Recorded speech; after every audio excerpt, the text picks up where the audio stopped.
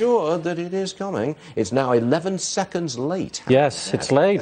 Hasn't wait a minute. Something's coming down. Something's coming. 130.7. 130.7. Okay, we were hoping for about a 132. It's a little lower than we would have liked to have seen. 131.6 in January, so this is the first reading for February, so a little soft.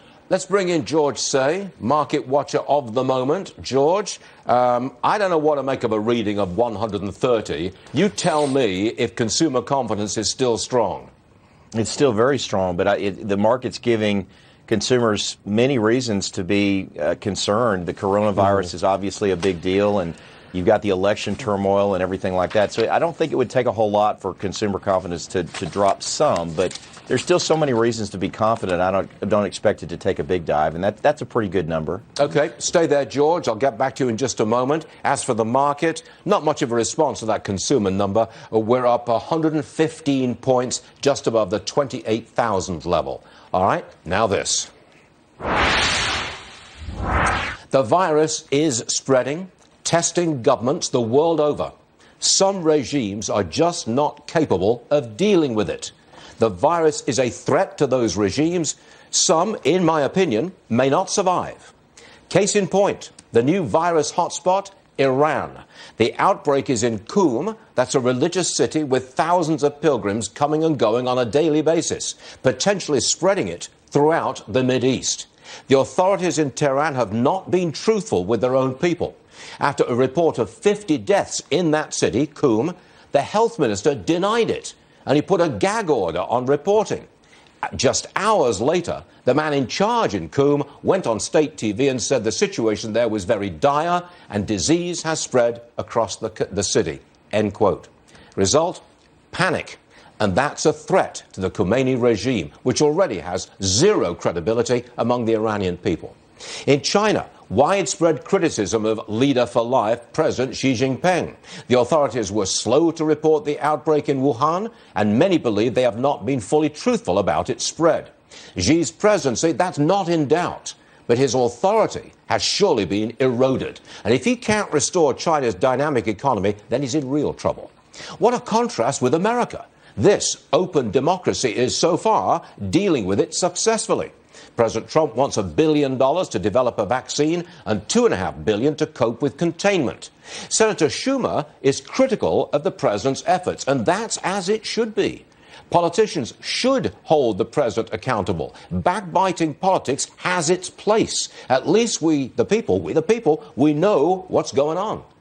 The virus is clearly an economic challenge and obviously a health challenge too. And it's going to be a political challenge. It has exposed closed societies to a threat they never saw coming. And that threat is a credibility threat.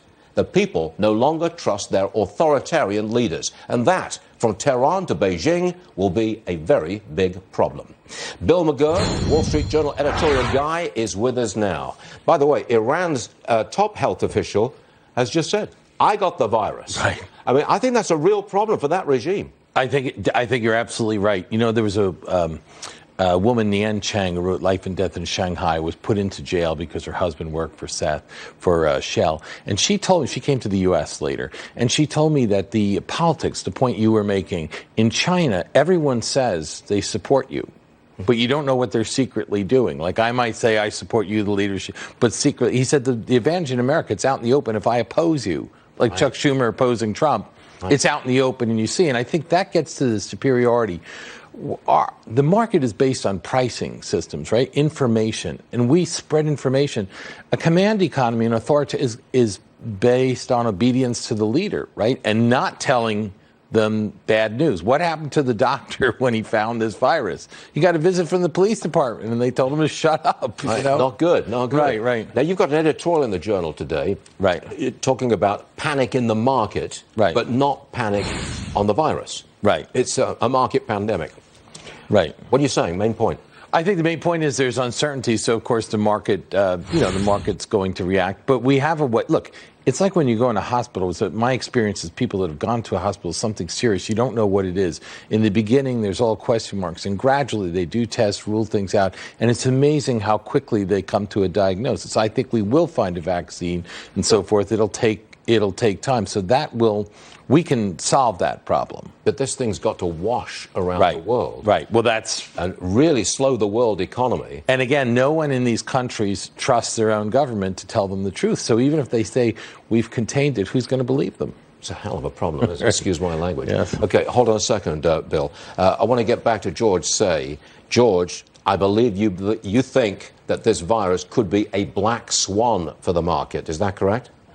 Well, it could be, Stuart. I think we've got to wait and see. That's the problem the market's having right now is back to the gentleman's comment about uncertainty. The market doesn't know where this is going. It could be something truly dreadful, and it could be something that's contained pretty rapidly, and we're just going to have to wait and see on that. But the uncertainty is going to keep the market down, and it's going to keep people concerned. I'm not a fan of Warren Buffett's politics, but I'm a fan of his folkisms, and one of them is be fearful when other people are greedy and greedy when other people are fearful. And we haven't gotten to fear yet. Nobody's afraid yet, and the market may have to drop further to get there. Okay, how about Bernie Sanders? Is he potentially, you're laughing, but is he potentially a black swan for the market?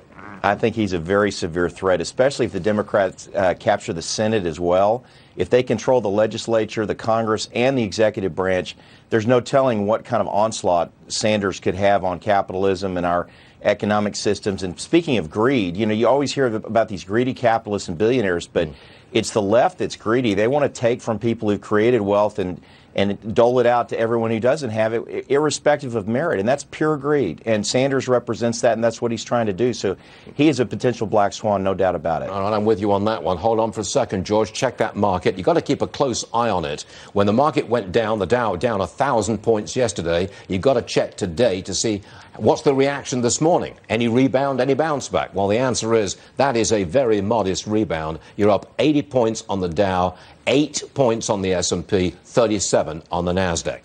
Here's a stock to watch today, and it is helping the Dow. It's a Dow stock. That would be Home Depot. Strong sales, optimistic about the coming year. Good for the stock. It's up about 2%. Go back to Macy's.